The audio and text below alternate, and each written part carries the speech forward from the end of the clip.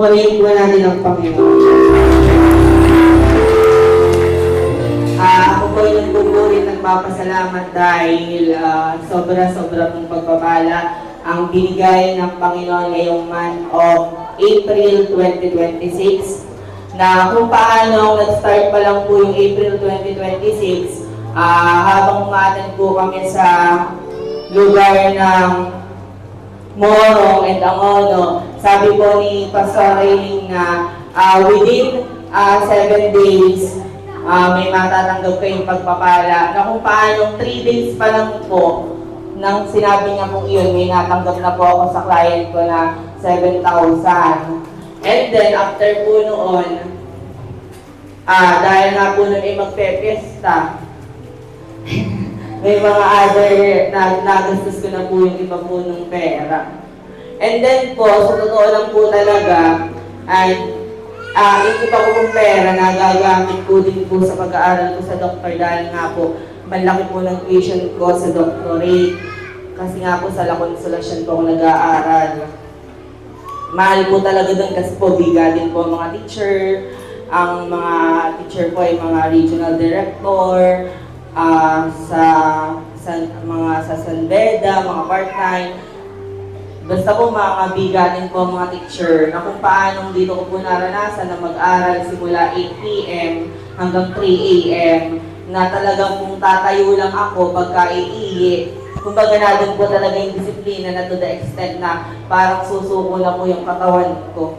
Subalit po, salamat po sa Panginoon na patuloy kong binibigyan ako ng kalakasan. Pinapayaran po ako ng mga karunungan kasi naniniwala naman po ako na lahat po ng meron ako ay galing po sa Panginoon. Kumbaga po, my life is rented po. Hiram ko lang po ito. At ito nga pong Bicol, sa totoo lang po pa, sabi nga po na Ate Is, ang dami pong ganap. Kasi po may ganap din po kami ni na Ate Aba sa side po ng mami ko. Sa Batangas naman po. Nag-usap na po kami ng April pa lang po ay ang ambagan na po namin 10,000.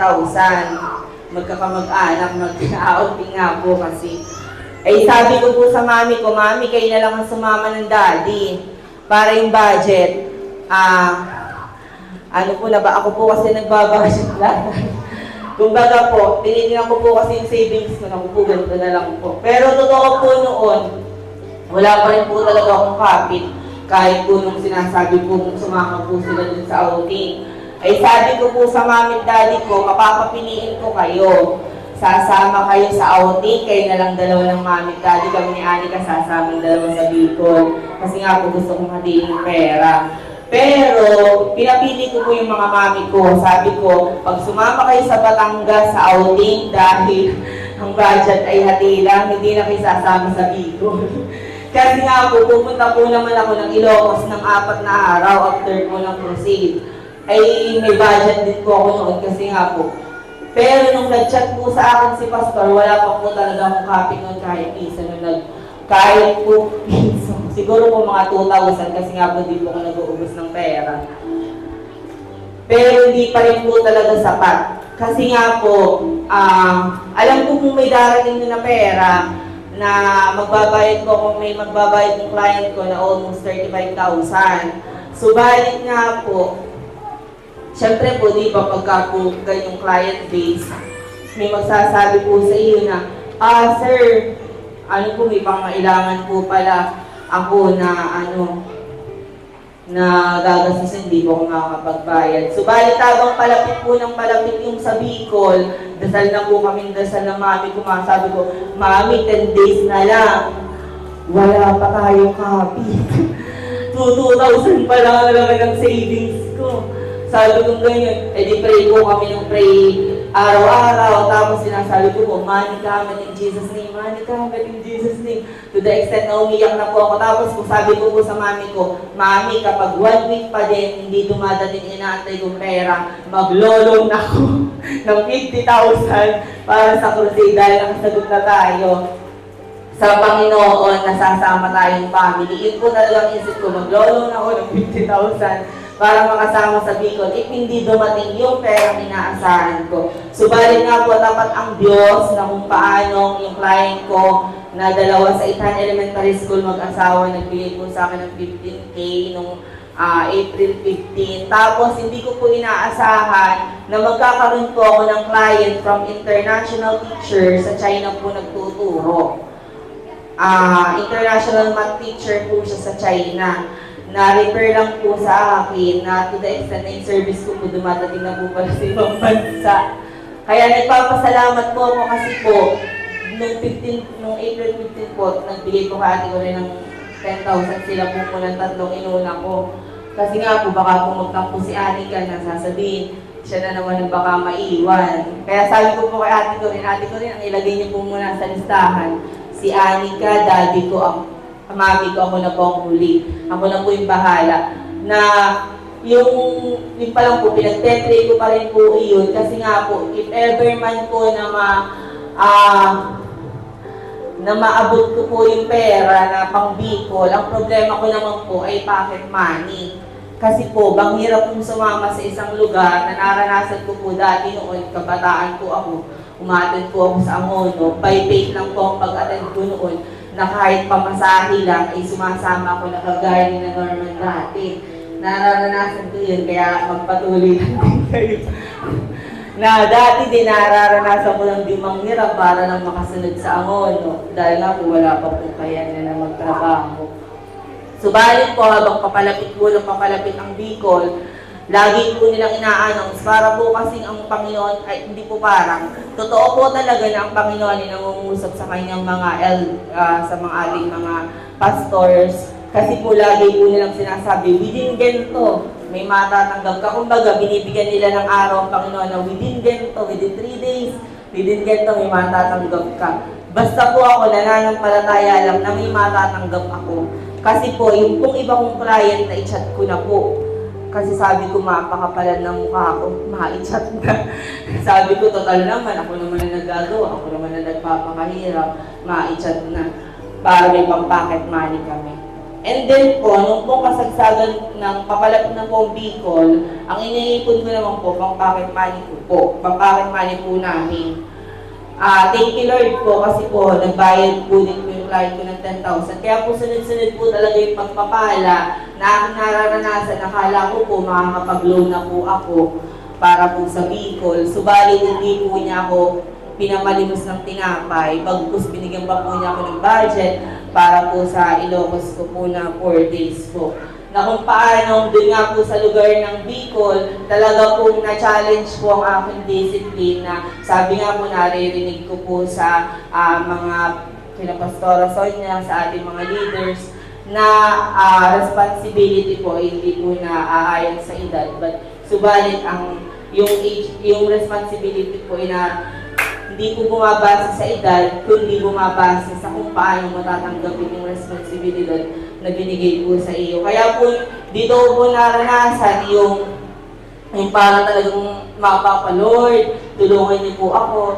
Yung stress po ba, na sabi ko lang po kay na ng book ko. Dahil nga po sa stress, iba po pala pagka ikaw na po yung kumakapit ng responsibilidad. Sabi ko po, how much pa po yung stress na nararanasan ni Pastor na lahat po ay sa family ko lang naman po ako. Kaya sabi ko po noon, subalit nagpapasalamat po ako kasi po, masarap po palang umattend ng family. Yun po yung, kaya ko din naman po reason po nung na mag-abroad kasi nga po, gusto ko po lahat po sila makasama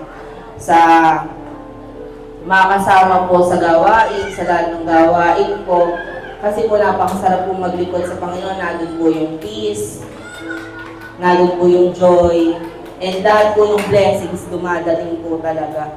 Na nakakatuwa lang po kasi nga po within this month, yung pinagpala po talaga ako. At ito na nga, nung pong nag-video po, lagi po talaga ako, pagka po oras na po nung meeting, pumupunta po talaga ako sa unahan. Kasi nga po, gusto ko po talagang makita ng dalawang mata ko yung power po of Holy Spirit, power of our Lord Jesus, Na mapatotoo ko din po, hindi nga po ako nanumay nung sa Bicol. Subalit po nung last crusade po, nung nasa labas po ako ng church, may lumapit lang po sa aking tao na ka-share ko po ng salita ng Diyos, na naibahagi ko po, na para po kasi kagaya siya ng daddy ko. Ang story. Pero sabi ko nga po, sabi ko po sa kanya, yung kumbaga reality lang po yung sinasabi ko sa kanya, na namamangha siya, ang pangalan po niya ay Melchor. Namamangha po siya dahil sa mga instrument, sa mga, kumbaga daw po, maganda daw po ng unity natin. Sabi ko nga po dito po, balayo pa daw po ng binahay natin para daw po ba dito sa gawain ng Panginoon. Pero sabi ko nga po, opo, dahil po nais po ng aming pastor sa lugar ng Angola, di ba, pastor sa outreaches ng Maranatha, na marami pong maligtas na hindi lang po kami ang makatanggap ng pagpapala galing sa Panginoon, bagkus madamay din po ang bawat isa na mas marami pa pong kaluluwa ang tumanggap sa Panginoon. At ito nga pong, hindi ko na nga po inaasahan yung sa promotion po. Kasi nga po, pag po kung nag-uusap ni Ate Glenn, sasabihin po namin, bantagal may pag-asa ko po, kaya yun. Kumbaga, hindi ko na din po naisip. Pero lagi po namin pinagpe-pray sa every night po, pinagpe-pray po namin ng mga mami ko. Kaya napaka-importante po talaga ng prayer ng family. Yun lang po nakita ko. Kasi dati po kasi hindi naman po kami nagpe-pray. Nag-start lang po yun. Parang this year lang po. Kumbaga po, nilakasan lang din po namin yung loob namin na mag-pray ng family. Sa totoo lang po, mahirap siyang maintain. Kasi nga po, iba-iba po kami ng scale. Pero, subalit, tapat ang Diyos. Yun lang po nakita ko na kapag ang anak niya ay sumusunod, lahat ng pangailangan pinoprovide. Although may takot noon, subalit na mayani pa rin po yung faith. Kaya nagpupulit, nagpapasalamat po ako sa Panginoon na kumbaga po ay pagsunod po talaga sa Panginoon ay wala kang lugi.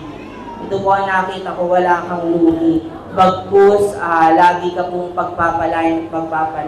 Alam ko po, in the process, meron ka mga challenges, may mga stress, pero nandun po yung pagpili. Will you continue despite everything? Or will you give up dahil natatakot ka dun sa pangangailangan? Pero salamat nga po, kasi nga po ang tinitingnan ko din po doon ay mga leaders. Tinitingnan ko din po na kung paano nakaya nila, bakit hindi ko din hakbangan. Kahit, kumbaga po, nakakahamon po talaga, maganda po din po pala talaga yun, na meron pong nangahamon po sa iyo na sumama po ba. Kasi nangyari po yun, nung sumagot ang sabi ko kay Pastor, sabi ko daw, sumagot ka. Kaya sabi ko naman po, sige, gagawa po ng paraan. Kaya tunay nga po na hindi ako gumawa ng paraan, sumunod lang po ako, bagkus Panginoon po lahat ang nag-provide ng ating pangailangan. Kaya sa lahat po ng darating pa, may blessing din po na hindi ko inaasahan, na naiiyak ko dati, pero ngayon ay tila darating at matutuloy. Kaya pinaiyak ako, pinalungkot ako na hindi naka-attend naman sa Angono. Subalit hindi ko inaasahan na dahil sa pag-attend ko ng Bicol, baka pala matuloy. Hindi ko alam, basta talagang banggaling ng Lord after ng Bicol, sunod-sunod ng pagpapala. Kaya sa kanya ko lang ito na ibabalik, hindi din po ako nakatingin dun sa promotion ng theater, doon po ako tumingin dun sa big blessing pananaod doon, pero gumalaw po yung baso.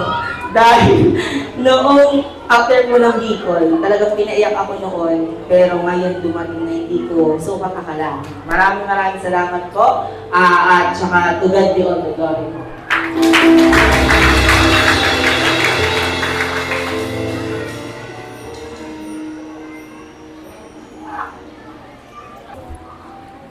Praise God, purihin natin ang Panginoon. Dapat agilita muna.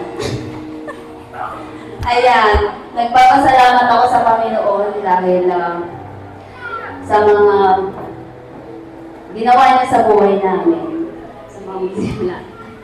Ayan. Ako ay nagpapasalamat sa Panginoon dahil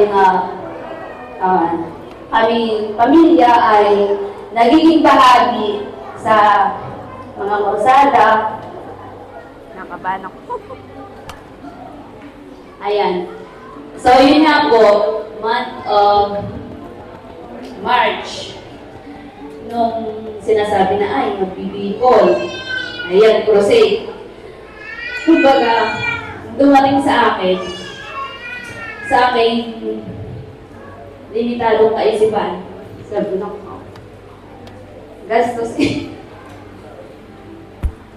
Kasi yung time na yun po, nandun yung stress ko. Dahil napakadami kong bayarin. And then pag dumadating ako sa amin, tindahan, kumustahin ko. Ito ba yung benta? Kumbaga, hindi gaya nung kumbaga, napakaliit na. Sa dami na nang nagtitinda, kumbaga, yun lang yung pinagkukunan namin bukod dun sa amin sweldo. Na hindi na po ganoon kalaki. Nang tingin po sa amin ay maraming pera. Kaya yun yung pinagpapasalamat ko sa Panginoon, hindi nila halata yung kumbaga stress na Ayun nga, month of March, naiayos ko na yung aking yung savings ko para dun sa pambayad sa masteral. Dahil nga sa graduation, 2 sem hindi ako nagbayad. Parang almost 70, ganyan. Nabawas ko na yung 20, sabi ko, nakaw. Tapos dumating nga yung sinasabi ko punta sa Bicol. Then nga dahil sa aking limited mind, ay sabi ko, ayoko, hindi ako sasama. Natakot. Tapos dumating na po yung April. Meron nang nagsabi na kasama sila. Ayun nga, natin si Nakipay. Sabi niya, di nagsasama ba kayo? Sabi ko agad, hindi. Sabi kami, 3 sasama kami. Sa akin, sabi ko hindi. Subalit, hindi yun yung kalooban ng Panginoon. Dahil nga, ayun, siya nagpo-provide ng lahat ng ating pangangailangan, no? At, ayun nga, na sino mga sasama, nandoon, yung aming pangalan, sabi ko ay, parang, yung una ngayong 2 magkapatid, kami hindi muna. Pero, dahil nga, sa Diyos ay walang imposible, lahat ng bagay ay may pangyayari. Ayun nga, dumating nga yung April, tapos na lahat yung mga graduation sa school, lahat ng lahat ng mga ginagawa namin reports, wala na, nakapokus na ako sa tindahan. At ngayon nga, sabi ko, Lord, kung kalooban mo na makasama kami sa lugar na iyon ng Bicol, alam ko ipoprovide mo. Dahil nga sabi ko sa sarili ko, minsan pag ako nagbubulay-bulay, Lord, alam ko na sa lahat ng karanasan ko, isang dalangin lang, nandun na yung sagot sa aking pangangailangan. Ikaw yung patuloy na nagbibigay. At sa aking sarili, sabi ko, nakasama kami sa lugar ng Baguio, sa lugar ng Buruanga, and then dito Bicol, kumbaga saan ay mas malayo. Alam ko na ipoprovide mo. At ayun nga, nagugulat na lang ako. Sabi ko, wow, ang ganda na ng ating ng aming nagiging benta sa tindahan. Kumbaga, nandoon agad. Yung savings na sabi ko hindi ko nababawasan. Talagang hindi po talaga yung nabawasan hanggang sa makabalik kami. Galing Bicol. Na-provide niya, talagang secure na yung pambayad ko doon sa grad fee, tsaka yung kung ano-ano pa. Hanggang sa ngayon. At yun nga po, yun nga yung pagsama. Tapos nag-decide na ako na, uy, kaming 3 na lang muna, iwanan ka na saldi. Ino-observan ko siya kasi nagtatrabaho. Nagkaano naman siya, nagbibigay. Pero pag hindi nagbigay mabait yan, naglalaba. Kaya, pinagpapasalamat ko na rin sa Panginoon at ayun nga, parang sa kanyang pananalita, sabi niya dun sa pinagagawaan niya, aalis daw siya. May pupuntahan daw siya sa Bicol. Sabi ko, hindi ka naman kasama. Tapos ayun, nung ang last ng meeting dito Sunday, hindi pa yan bayad. Sabi ko ay, sige na nga, maisama na. Tapos tinatawag na yung pangalan kung sino yung mga kasama. Ayun na iabot namin. At ayun naman, nakahabol. Talagang binigay ko yung pera, sabi ko, ibigay mo yan kay ate ko rin. Pang ayun, tuwang-tuwa. Talagang gusto niya rin makasama. Kumbaga yun nga, sabi nga yun na yung pinakang outing natin. At ako po ay nagpapasalamat sa Panginoon. Bagaman, nung time nga ngayon na malapit nang pumunta sa Bicol, nandoon pala yung prayer namin. Kami ni Samuel, minsan naging bahagi din si Sandigawa ng siguro gusto niya rin makibahagi, makasama. At ibinigay sa akin ng Panginoon yung salitang ito sa awit 121. Itiningin ko ang aking mga mata sa mga bundok, saan baga manggagaling ang aking saklolo. Tapos, yung kumbaga nag-flashback sa akin, God says, look back and see how far I brought you. Keep praying. Kaya yun, sa pamamagitan ng pananalangin, nandoon agad yung sagot ng Panginoon.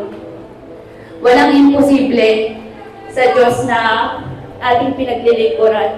Tunay na siya ay tapat sa ating mga buhay. Bagaman tayo bilang natural, maraming pagkukulang. Kaya yun, hindi ko ng tawad sa Panginoon kasi dahil sa sobra ng pinagkakaabalahan, minsan ay napapata, yun. At yung aking mga kasamaan sa bahay, hindi ko rin minsan makaisa. At yun na nga, nung kami ay nasa Bicol na, ako'y nagpapasalamat sa Panginoon. Sabi ko, baka kami makahayo. Sabi kasi ay, ang lahat ng sasama ay hahayo. Kaya sabi ko, sige, kapaganda, sakali. At, yun nga, bagaman hindi nakasama kami ay natutuwa dahil nga kaming pamilya ay sama-sama na naging bahagi sa lugar na iyon. At isa pa po pala, yung meron pa lang nakalimutan. Yung kasi sa tindahan, bago kami pumunta or mag-decide ba, iniisip ko din na sino kaya ang tatao. Dahil nga kami nagpapalitan na ang kaming tatlo sa pagtao. Ako, si Sam, tsaka si Paul. At sabi ko ay, Saldi, iwanan ka na lang kaya at tumawa ka sa tindahan. Ay, parang sa akin ay gusto rin naman niyang sumama. Tapos yung nanay ko naman ay, minsan ay marami kaming tampuhan. Kumbaga, lagi ko, parang nagiging lagi ko siyang napagsasabihan. Ayun, may mga tampuhan kami. Kaya, parang hindi ako sa, na papatauhin ko ba o ano. Pero pag sinabi ko naman kung tatao siya, ay talagang gustong-gusto naman. Kumbaga sinasabihan ko siya na tigilan mo yung ganyan, minsan nababaligtad ba?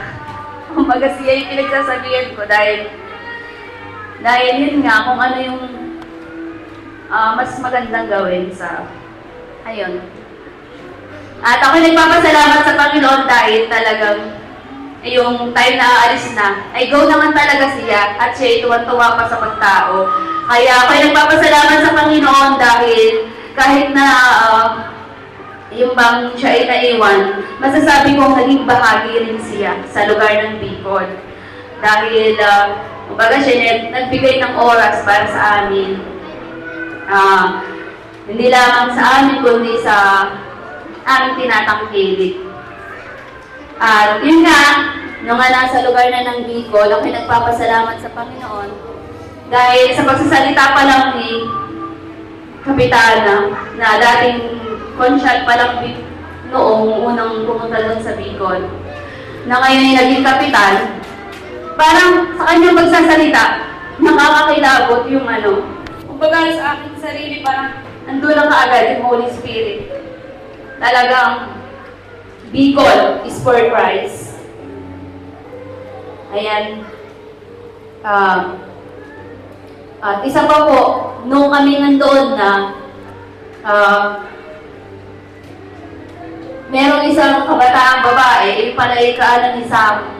Sabi ko, parang kilala ko ito. Parang taga-Amono.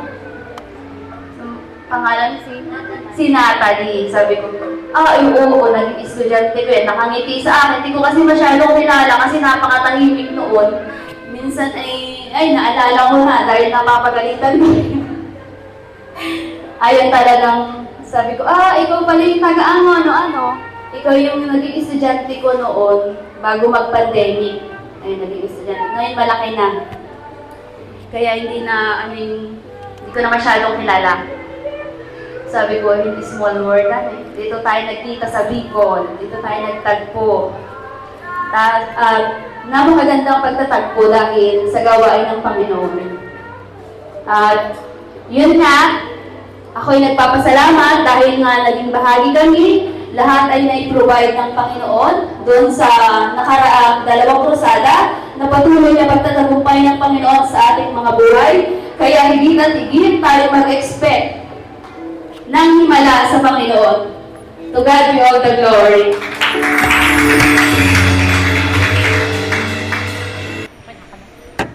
Pulihin po natin. Kasi hindi ko na po ina-expect na magpapatotoo ako. So, paano ko ba sisimulan? So, magsunod lang muna ako ng konti doon kay Cheche.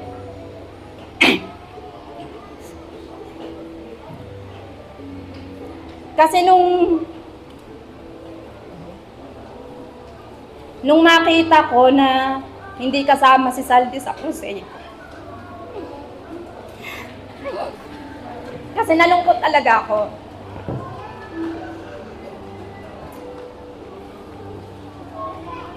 Kasi unang-una, pinaalaala sa akin ng Panginoon nung bata si Saldi. Kasi lagi yung kasama ng Tatay Duming at saka ng Nanay Oria sa crusade. So kahit yan ay tulog, buwat-buwat nila yan. Kaya nung sabi ko, ate ko rin, parang kasama yata si Saldi. Sabi, kasi sabi ni Paul hindi daw. So talaga lungkot na lungkot ako. Kasi sabi ko, bilang kapatid, yung ilalagi natin sa presensya ng Panginoon. Kasi kita nyo naman yung buhay niya. So, nandun ang pag-aalala ko.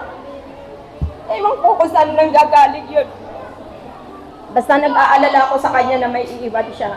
Kasi sabi ko, ilang araw, may iwan si Saldi. Siyempre, malaya siya na magagawa yung or baka masingitan ng kaway. So, yun yung aking burden. Kaya sabi ko, naku, sana naman. Sabi ko sa anak ko, anak, nalulungkot ako kasi parang hindi makakasama si Saldi. Kasi naging buhay sa akin na ang lumagi ka sa presensya ng Panginoon kahit ilang minuto lang, napakalaking bagay na magagawa ng Panginoon sa buhay natin.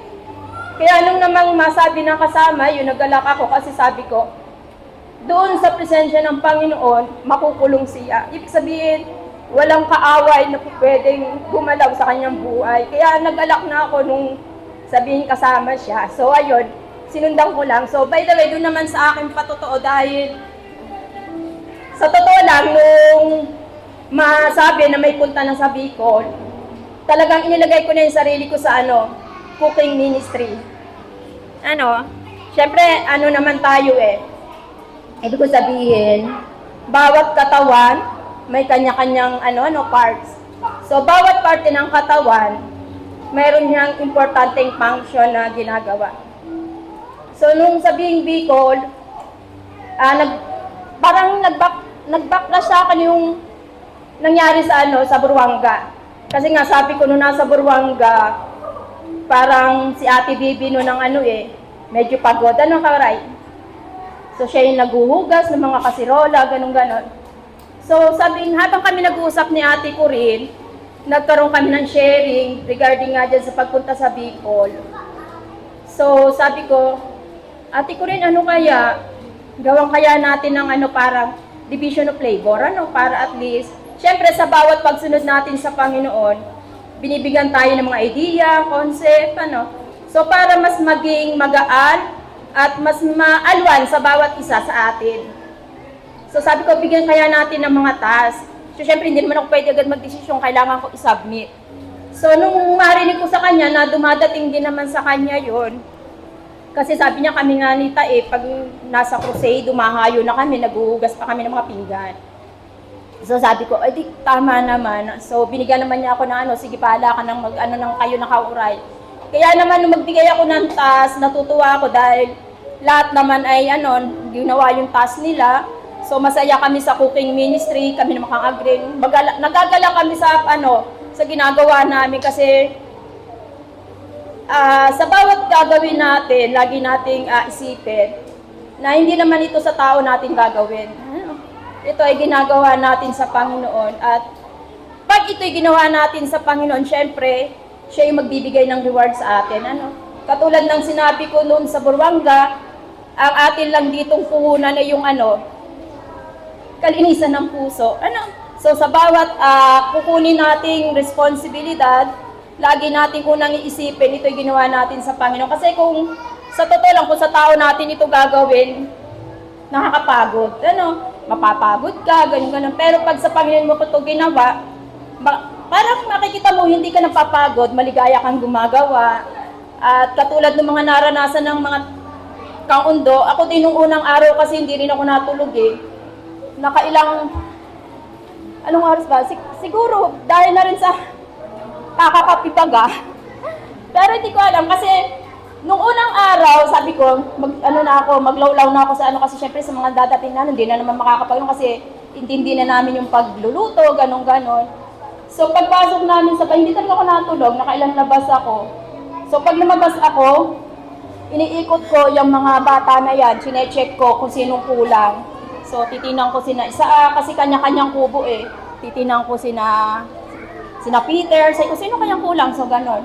So, siguro kung di ako nagkakamali, 4 na tayo ako. Tapos, nung unang tayo ko nga, nagbasa muna ako ng Bible, tapos pagkabasa ko, lumabas na nga ako, kasi wala akong relo, hindi ko alam kung anong oras na. So, nung pangalawang labas ko nga, hindi ko nakita si Boss. Sabi ko, nasa kaya si Angel at si Boss dito? Parang wala silang dalawa. So, sabi ko baka nagmimerienda kasi syempre si Boss mahilig sa kain dalawa ni Angel Sabi ko, inaanap ko sila. Pumunta ako sa kusina, inaanap ko. Sabi ko, wala naman dito. So kaya nagpunta, so ganon. So tinignan ko ang mga kubo. So napansin ko si Basil nandun sa unang kubo. Kina Israel tayong katabi. Sabi ko, bakit kaya napunta? Si Angel inaanap ko. Doon ko nakita sa dulong kubo. So nung marinig ko nga yung kwento, siguro yung time na yun yung unang gising ko na na hinahanap ko sila. At sabi ko nga nakakagalak dahil sa mga ganung pagkakataon ay natuturuan tayong maging solusyon. Hindi tayo nagiging problema. At sa bawat pagsunod natin sa mga ganung malalayo, nakikita natin na nagkakaroon tayo ng kaunawaan. Ibig sabihin nadadagdagan yung ating mga unawa para sa mga dadating pang mga pagsunod, alam na natin. So, ibig sabihin, kung meron tayong nakitang mali this time, so sa susunod, pwede nating maayos. Katulad nung nangyari sa Buruanga, medyo, sabi ko nga, medyo may isang na problema. So, ngayon, nung maayos, so lahat naging maginawa tayo. At, syempre, dahil mayroon kaming karanasan ng Kanguray, ibig sabihin, nung mga unang karanasan namin, medyo minsan pinukulang ang pagkain natin. Syempre, hindi pa tayo, So, mayroong sobra. So, nung pangalawang araw, pag ganun pa lang, nag-usap na kami ng kauray. Kauray, ilan yung ating naisahin mo ganun tayo. So, ibig sabihin, nadagdagan kaya kung mapapansin nyo, medyo okay yung pagkain naman natin, So, naging maayos, so, naging balanse, hindi laging karne, hindi laging, so, mayroon din tayong gulay. So, sa mga katuwid daga ay nandun ang kaayusan na ginawa ng Panginoon. At saka isa pa ay, kumbaga ay meron pa tayong konti lang na sumobra na pera. So, nabigyan pa natin ng love gift ng kaunti si Kuya, yung kaibigan ni Brother Sandy. So, meron kami na ibigay na love gift sa kanya. Dahil nakita naman natin kung paano siya tumulong sa atin. At tuwang-tuwa naman yung si Kuya. Kaya nagagalak ako at nabigyan ko pa rin nga nun si Basil. Siyempre binigyan ko si Boss kasi binigyan ko pa rin siya kasi may natira tayong So naibigay ko naman sa kanya at tuwang-tuwa naman. So nakakagalak dahil nandun ang pagpupuno ng Panginoon. Nandun naging maayos tayong lahat at sabi nga lahat tayo ay kabahagi. Lahat ng naghasik, lahat ng dumalangin. So nagluto, nagugas ng pinggan, nagchap-chap ng kung ano-ano doon. Lahat po tayo ay tatanggap ng reward. Kasama ng mga nandito na hindi naka-attend, So yung mga nanalangin sa amin, yung mga nagbantay ng aming mga bahay, So lahat po tayo ay tatanggap ng reward.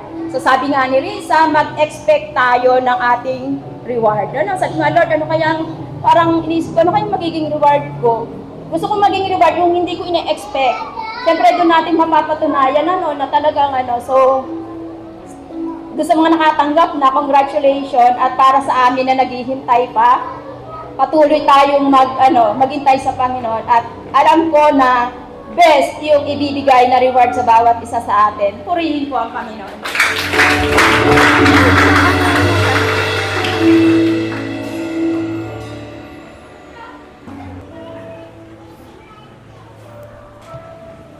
Praise. Mulit po natin purihin ang Panginoon. Akala kasi akin lang po italo. I-share ko lang nung 50th anniversary, nung binanggit ni Pastor Nep na ang susunod na krusada ay sa lugar ng Bicol. Ang unang tanong ko kaagad kay Angelo, makakasunod ba tayo? Ang sabi niya lang, God will provide, sabi niya. At ang tanong din agad ng anak ko, Mami, pupunta ba tayo sa lugar ng Bicol? Ang sabi ko sa kanya, anak, depende sa budget kasi may savings naman, pero yung savings is nakalaan lahat sa tuition ni Angel, sa graduation, sa thesis. Tapos, nung March, sabi ng Pastor Riner, may magic list na daw. Sabi ni Angel, sure tayo kasali kami dun sa magic list. Sabi ko sa kanya, paano ka naman nakakasiguro? Sabi niya, alalahanin mo, nung mag-proceed sa Baguio, di ba hindi kami plano nakasama doon. Pero nung ilabas bigla yung listahan ng kasamahan, nakasama yung pangalan namin. Tapos biglang nag-flashback sa akin yung nag-aayaan kami ng mga tita-nita, ng tita Che na sabi namin, pag nagka-budget, magbabagi daw kami. Pero hindi po pala ang plano ni Lord ay gumala. Ang plano pala ni Lord sa buhay namin ay umattend ng gawain ng Panginoon sa lugar ng Baguio. Ng Baguio nung una. Tapos nasundan nung magburwangga, sabi naman ng tita Nita. Pagkano magburakay tayo? Ayan, magburakay daw po kami. Pero ang plano rin po pala ni Lord ay hindi mag-swimming, hindi lumaboy, kundi ang plano ni Lord sa buhay namin ay natin lahat ay sumunod sa utos niya at umattend ng gawain ng Panginoon. Tapos ito nga po, nagkukwento kami nun sa batingan, ako, Ate Margo, si Angel, nung sinabi ng Pastor Hiner na bus na daw po yung kukuhanin. Sabi ko kay Angelo, naku, alanganin yata tayo pag sa bus kasi magkano tayo tatlo. Tapos, nasa isip ko, kung kaloob ni Lord na sumama kami sa Bicol, siya ang gagawa ng paraan at magpo-provide ng ating mga pangangailangan. Tapos, maya-maya tumatawag ang Pastor Inem. Sabi ko, ang ilo, tumatawag ng DUNM. Anong gagawin ko rito? Tapos ako lang hanap niya agad sa akin. Nasaan si Andres? Sabi ko, sino pong Andres? Si Andre po pa. Sabi ko, Angelo, sinong Andres ang hinahanap ng DUNM? Yung po pala ay si Angelo. Noong unang tinanong niya, sasama daw ba kami sa Bicol? Hindi ako makasagot. Tapos sinanap niya si Angelo. Ang sagot agad, oo, napatahimik talaga ako. Sumagot ng oo, pero wala pa namang kasiguraduhan na budget. Pero sabi ni Pastor, may parumating na kayang i-provide ang gastusin. Kayo naman, sa pananampalataya, dati kasi ganito lang yung pananampalataya. Pero unti-unti na talaga siya na lumalaki. Kasi naalala ko dati, hindi talaga ako pinapayagan ng matanda ko. Kasi sasabihin ng nanay ko, huwag na lang uuwi dito pag wala. Pag sumama ka ng gawain, kasi dati hindi pa po ako sumisimba dito. Mataas lang po talaga ako noon. Dati kasi ang crusade noon sa Cardona, sa Teresa, pumapasok po ako nun sa TC. Si Andre yung nagiging paraan para makasama ako nun sa crusade. Magtetext sa nanay ko sasabihin, wag ka lang uuwi dito. Lagi ka na naman ganyan, hindi ka marunong pagsabihin, ganyan. Pero ngayon, unti-unting nakakilala, wala ng hadlang sa pagsunod. So lahat po ng krusada ay napupuntahan namin dahil yon sa mabuti na ginagawa ng Panginoon sa aming buhay. So ma-share ko lang din, nung pagdating namin sa resort, akala ko yung malaking bahay yung titigilan namin. Sabi ko pa naman kay Angelo, alina tayo dyan sa Paris matulog. Sabi kong gano'n, kahit huwag na tayo sa kwarto, siya na lang yung mga elders, mga pastor, may mga bata ang matulog doon. Pero nagulat kami pagpasok namin sa loob. 2 kwarto na maliit pala talaga yung aming tutulugan. Ang inalala ko kaagad, naku, paano yung anak ko, napaka-arte nito matulog.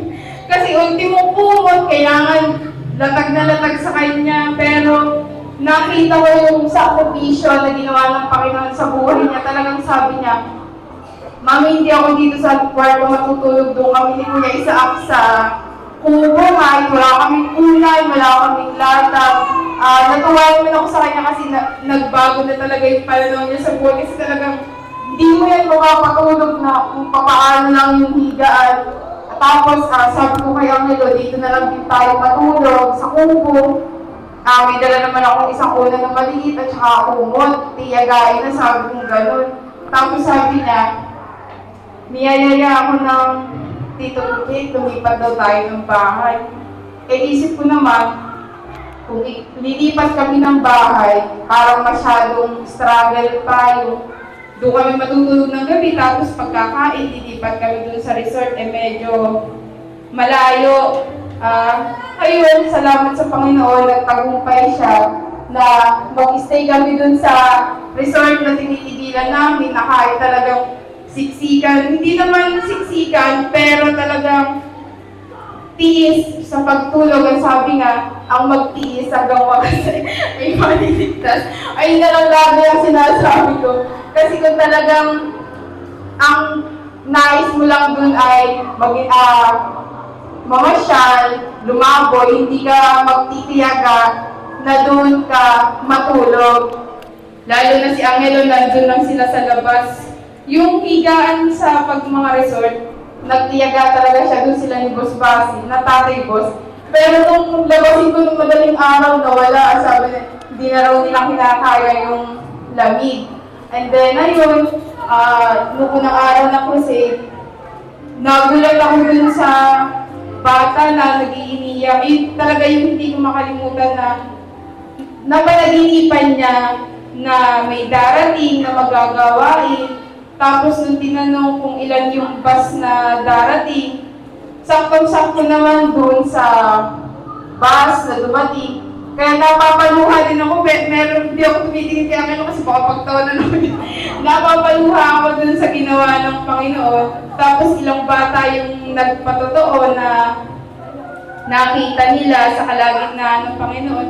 Talagang 100% nagtagumpay ang Panginoon sa buhay ng bawat isa sa atin. Kaya nga, sabi ng Pastor Nel, mas malayong lugar, mas malaking reward. Kaya hindi lang para yon sa mga sumama sa lugar ng Bicol, kundi para sa ating lahat ang reward na ibibigay ng Panginoon. Kaya huwag tayong mainip, antayin lang natin kung ano yung reward na ibibigay ng Panginoon sa buhay ng bawat isa sa atin. Kaya naman, to God be all the glory.